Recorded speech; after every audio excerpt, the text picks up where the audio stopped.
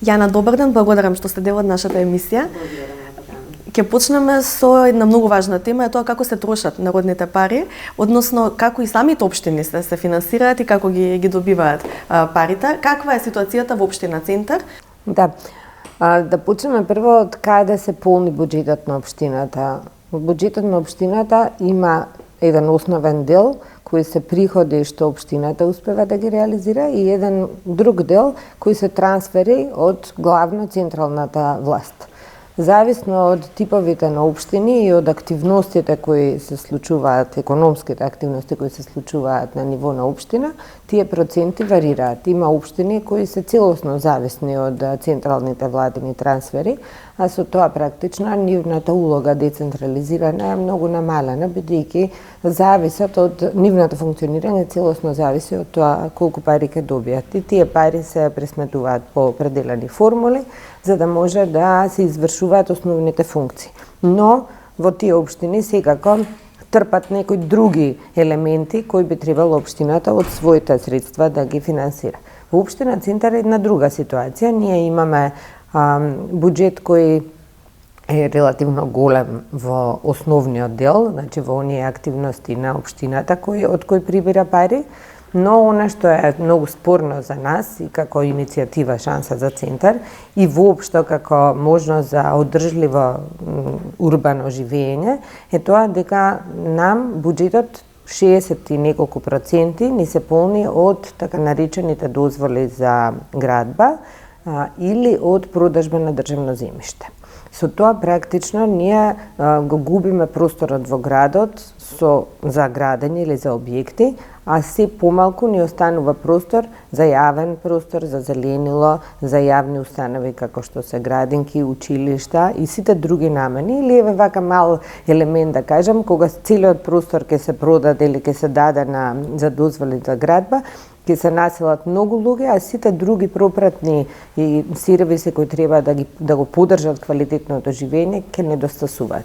Квалитетот на живот ќе страда. Квалитетот на живот ќе страда. Заради тоа ние и како иницијатива одамна веќе се залагаме дека мора да постои пропорционалност, мора да постои некакви параметри кои според капацитетот на просторот ќе ги димензионираат и потребите на тоа што може таму да се гради, а од друга страна со кои се услуги, односно сервиси ќе мора да се поддржи квалитетот на живот. Мислам дека на сите им е веќе познато дека овие урбанистички планови што се реализираат во Центар, за кои и јас како поединец додека бев во општината, а и сега како иницијатива многу пати се обидуваме да на некој начин го смениме, да речем, начинот и на планирање и на носење на одлуки, како тие планови што ќе се одржат во нив. Реализацијата на тие планови овозможува буџетот на таков начин да се полни, но од друга страна да страда квалитетот на живот и тоа на долга стаза е неодржливо заради тоа што ние не можеме да го зафатиме целиот простор со објекти, ниту пак нон-стоп да додаваме нов кат на секој објект, да ги зголемуваме и во габарит и со тоа да го окупираме живењето. Но финансирањето во општина Центар, за жал, се темели токму на тоа. И сега тука има уште еден елемент, бидејќи општината на тој начин заработува пари, може парите да ги троши, односно да располага со нив на начин на кој тоа го прави. По мене, мислам дека и заради тоа отиде нашиот втор пост на социјалните медиуми, може би е добро да го искомуницираме тоа и на ваков начин, па и поинаку преку медиумите, како се троши тој буџет. Дали соодветствуваат примените пари од дозволи за градба и од продажба на земјиште со услугите кои назад им се враќаат на граѓаните. Кога го разгледувавме буџетот финансиски во однос на парите, нема да одам во детали колку е тоа во апсолутна вредност, ама релативно гледано, огромен дел од буџетот се троши на прво администрацијата која докажуваме со бројки низ овие истражувања, дека ако била во 2017 година помалку од 100 луѓе, а сега е 145 луѓе, што е значи 50% зголемена од тогаш, таа го јаде буџетот и Тоа значи дека најголемиот дел практично се трошат за плати. Најголемиот дел се троши за плати. Потоа доаѓаат дел од, например, капиталните инвестиции, вкупно 20% од буџетот е наменет за капитални инвестиции, но повеќе од половина од тој буџет е наменет само за еден капитален објект, како што е во овој буџет тоа е изгласано, катна гаража во Капиштец. Ние поставивме тука многу прашања дали еден објект со толкова голема инвестиција е пропорционален на потребите на сите центарци, бидејќи буџетот треба да соодветства на потребите на сите. Ако ќе се разгледаат подолу сите други инвестиции, тие се во некои проценти до најмногу 3, што значи дека и урбанистичкото планирање, и заштитата на животната средина и се друго е една петина, да речем, од големиот колач кој се распределува за администрација или конкретно за една катна гаража. По мене мислам дека тука мора да се смени политиката и на финансирање на општините, зависноста од дозволи за градба ги прави општините да не може да престанат да издаваат бидејќи од тоа зависат. Да, а од друга страна државата не дозволува, да речем, да се промени финансискиот модел и како во најголем дел од земјите во светот, градовите да се финансираат од даноците на имот. Ние знаеме колку многу станови, односно објекти кои се изградиле не се во употреба, односно стојат празни. Тие кога се непродадени и не плаќаат данок никаков не имат, што значи дека го окупираат просторот, а никаков ќар нема општината на долги стази. Дури и кога се плаќа данок на имот, мора да признаеме дека данокот на имот е толку мал, што тој не придонесува доволно за да може со данокот на имот да се покријат сите други потреби на граѓаните во градот. Се тоа што го наведовте, практично е проблеми на сите други општини. Вака функционираат во општина Центар и во општините во град Скопје, тоа е релативно голем проблем. И таа градежна експанзија заради тоа и најмногу се случува во Центар, во Карпаш, во Аеродром. Но и кога ќе се види сега по параметрите на продадени или непродадени станови, ние на ниво на град Скопје имаме 80 облакодери, како на Джевахир, вака како за споредба на гледачите, кои се празни. Тоа никој не живее внатре, тие се изградени. Да. Тоа е практично состојбата, вака, нели, пропорционална и полесно разбирлива. Но тоа покажува само дека таа експанзија градежна која ни се случува во овој урбаниот дел на градот Скопје е поттикната од различни елементи, никако од одржлив урбан развој, никако од рамномерен регионален развој, бидејќи владата има некакви стратегии за кои зборува како треба рамномерно да се развива државата. Ние имаме некакви плански стратешки документи кои сме ги потпишале не само интерно туку и со Обединетите нации. Ние сме потписници на овие одржливите цели за развој на Обединети нации. Целта 11 точно кажува што значат одржливи градови и заедници и би требало и политиките кога се спроведуваат на ниво на држава, односно на локално ниво, да соодветствуваат со тие стратешки документи кои државата ги прифатила. За жал, ова што се случува на терен е сосема контрадикторно и тоа со индикаторите од одржливите цели на ЮН, поточно од цел 11, ние го докажувавме со години кога докажувавме дека тие планови не придонесуваат кон постигнување на целите кои се глобални цели. Ова се прашања кои што не можат да бидат решени само, да речем, од една општина или од една општинска иницијатива, па дури ниту од еден политички субјект. Очигледно треба поголем политички фокус и ангажман, цела една реформа на тоа како е уредена локалната самоуправа. Какви се вашите контакти со Министерството, со централната власт? Има ли тука слух за да се смени нешто?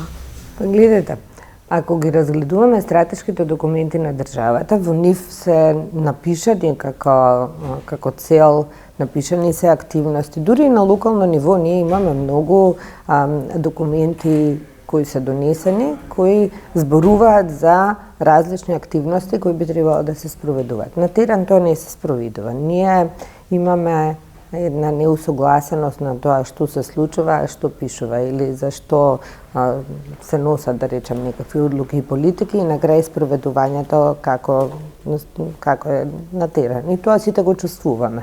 Таа неудобност, да речем, на живење во центарот на градот и недостатокот на тие базични сервиси кои се поизразен станува секој ден, мислам дека зборува сам за себе, независно што стои во документите. Инаку Министерството за локална самоуправа во последните 5 години донесе сериозни стратешки документи. Има дискрепанца меѓу пишаното децентрализација, индикатори за децентрализација, стратегија за равномерен регионален развој, стратешки документ со акциски плани, со индикатори кои, ако на терен ги погледнеме, не одговараат на она што таму го предвиделе, да речам, во извршната власт. Споменавте нешто многу важно, а тоа е бројот, односно процентот на зголемување на вработување во општинската администрација. Сите сме свесни дека и претходно, но очигледно таа практика и продолжува. Општинските администрации се полнат со партиски активисти, со партиски припадници. Вие сте граѓанска иницијатива. Има ли тука разлика на тоа како, мислам, зборувам од аспект на секојдневното ваше учество и во работата на општината, како се представени граѓанските интереси преку партиите и нивните избраници и преку директни граѓански иницијативи кои што произлегуваат од самите граѓани? Да. Како што реков, ние сме граѓанска иницијатива, ама и за гледачите може би е добро да појасниме. Значи, ние учествувавме на локалните избори и 2017 и сега 2021 година за советници. Советниците се практично групата на граѓани избрани од граѓаните која треба да ги штити интересите на граѓаните, која треба да биде линкот помеѓу извршната власт на ниво на општина и граѓаните. Што значи дека ние сме директните представници на граѓаните. Ние не сме вработени во општината, сите имаме своји други професионални ангажмани, сите имаме друга своја, да речам, образовна, различни образовни структури, потекнуваме, но сите тука треба да придонесат за тоа да се носат најквалитетни одлуки кои ќе бидат секако во сооднос со она што граѓаните го бараат. Дали партиските советнички листи на овој принцип мислите дека се? Јас можам да зборувам за она што како искуство веќе 5 години го имам. Мислам дека квалитетот на и ангажманот на луѓе кои седат во советничките клупи не е доволен. Дека тие многу малку се интересираат за реалните потреби и кога се носат документи, имам чувство дека не секогаш и ги разгледале сериозно документите, за да, ако не заради некој друг, заради себе, заради својата непосредна околина, заради своите деца дома, внуци, пријатели, размислуваат дали со таа одлука ќе им го вратат достоинството на живење во општина Центар. И многу пати ги повикувам на тоа, на личниот интегритет, на личниот став кога се носат различни одлуки, некогаш поуспешно, некогаш помалку успешно, но искрено мислам дека квалитетот на дебата во Советот паѓа и тоа не е добро, бидејќи Советот треба да биде место кај што сите одлуки кои доаѓаат треба да се издискутира, да се разгледаат сите аспекти, да се разгледаат последиците од нив и да се донесе најдоброто решение. Многу често недостасуваат доволно податоци. Јас многу пати зборувам дека не може без податоци да се носат добри одлуки. Дури еве сега и за катната гаража која ја споменав, која е најголема капитална инвестиција за која се одвоени најмногу пари од буџетот за оваа година. Таа катна гаража ние не знаеме колку места точно ќе има, за колку граѓани ќе биде обслужена и така натаму, и ние баравме таа да биде образложена и јавно да биде објавена. Ние денеска на вистина ги имаме сите медиуми, а особено што во општина Центар живеат луѓе кои се дигитално писмени, образовани, имаме една структура на луѓе која сепак се интересира за тоа што се случува и како советничка група постојано инсистираме на транспарентност и објавување на се она што се случува во општината и се носат одлуки. Јас морам да признам дека никако не можам да го разберам политичкиот маркетинг на сликање со деца по приредби и на доделување на така некои награди, заради тоа што мислам дека тоа не е суштината на работата на локалната самоуправа. Донесовме одлука на Совет во која сите проекти кои се над 1 милион денари мора да бидат јавно објавени на веб страната. Жал ми е да кажам, ниту еден проект не е објавен. Зошто сме носеле тогаш одлуката? Ако проектите не се објавени, да. И ако одлуките не се почитуваат. И тоа е суштинскиот проблем. Недостатокот на дебата, недостатокот веројатно и на некоја зрелост во разбирањето на проблемите, невклученоста доволна на граѓаните, иако јас ке зборам за нашата советничка група, ние со години назад се трудиме најтранспарентно да ги искомуницираме сите работи, сите случувања во Советот со граѓаните, за да тие знаат за што се дискутира, кои одлуки се носат, за да дадат поддршка или за да го искажат своето незадоволство, револт или несогласување. Но многу е важно дебатата да биде жива и тие да си го најдат своето соодветно место во тоа политичко обкружување, не чекајќи секогаш и само мнозинството во Советот да пресуди.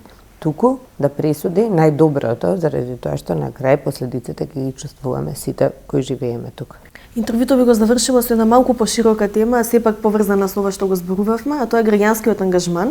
Вие сте успеале да мотивирате, да ангажирате луѓе кои што се препознале во вашата идеја, се борат за тие принципи за кои што веруваат. Живееме во време кога апатијата, разочараноста од политиката, вклученоста на граѓаните е многу мала, апатијата е многу голема и гледаме дека се помал број на граѓани гласаат на избори, се помалку се политички активни, вклучени, особено младите, или пак кога се вклучени одат сосема во некакви радикални страни на политичкиот спектар. Како да се мотивираат граѓаните, како да им се дали треба од нив да излезе таа воља за политичко учество или пак треба нешто да им се понуди па тие да ја препознаат таа понуда? Или сепак има тука некаква Мислам дека тоа е прво глобален проблем, недостатокот на доверба во политичките структури, во таа мејнстрим, да речем, политика, не се случува само тука, се случува насекаде. Но, за разлика од политиката на централно ниво, на локално ниво не опаѓа така драстично довербата, односно невклученоста на граѓаните, како што се случува кај нас. На ниво на градови, да не зборувам за помалите општини, ама на ниво на градови во цела Европа, големите градови дури знаат да покажат сосема различна политичка определба ако во целата држава има една партија која владае и ако таа партија носи политички одлуки кои се спротивни, да речам, на некои демократски принципи, тогаш големите градови се први кои го покажуваат отпорот. И голем е бројот на луѓе кои излегува на локалните избори во урбаните средини, особено во главните градови. Да, Турција, Унгарија, например. Да. И такви примери треба секогаш да ни бидат показател дека градовите се носители некогаш на промени и тие заради структурата на населението таму, заради академскиот свет кој постои во градовите, ја даваат насоката на тоа каде прогресивниот свет сака да се движи таа држава или таа средина. Тоа што се случува во Македонија, особено што се случи, ке зборувам за Титово како град кој е сериозен град и во кој се повторија локалните избори, а само 30% од населението излез и тоа 30% од она население кое е запишано во избирачкиот список, не значи вкупното население, излезе на гласање, покажува еден многу страшен тренд. За мене, мислам дека е тоа голем пораз за локалната власт, да не може да ги мотивира граѓаните или граѓаните да се толку разочарани. Кој е излезот од таа ситуација? Ја верувам секогаш дека транспарентноста е излезот и дека вклученоста на граѓаните, можноста тие да придонесат и да се чувствуваат слушнати во процесите е она што е број еден принцип. Да, навистина тука медиумите треба да ја одиграат улогата, вистинските информации да ги праќаат до граѓаните, она што нив навистина ги интересира, не она што се сака да се биде слушнато или што ќе поттикне, да речам, брза реакција на поддршка или на негативно исмејување, туку напротив суштината на работите која на крај ќе има ефект врз граѓаните. Мислам дека кон младите луѓе социјалните медиуми денеска даваат еден простор на модерен начин да им се пристапи и да се ангажираат. Тие имаат сега една поголема свест за некои работи кои можеби се сгрешени од повозрасната генерација, ама кои им ги оставаме ним како проблем да го решат. Тука е главно еколошкиот проблем, заштитата на животната средина. И ако може да вака се направи некаков пресак, сите теми за заштита на животна средина ги водат младите и кај нив е силата за тоа. Верувам дека тоа и во други области може на истиот начин да им се пристапи, но тие мора да сватат дека се тука, дека се вклучени, дека има за нив простор во дебата и така натаму. И јас мислам дека и ние во нашата граѓанска иницијатива главната поента, да речам, преку која сакаме да разговараме со граѓаните е да отвориме диалог. Не секогаш и сите идеи се добри од граѓаните, ако нема доволно информации, тие може да бараат нешто што не соодветствува на крајот на општото добро.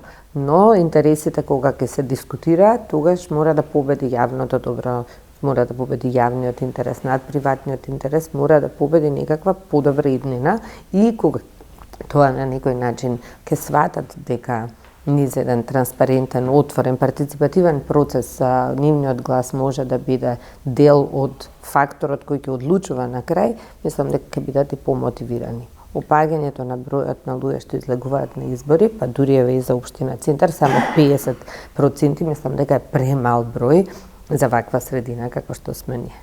Благодарам многу за интервјуто и за пораките. Фала многу.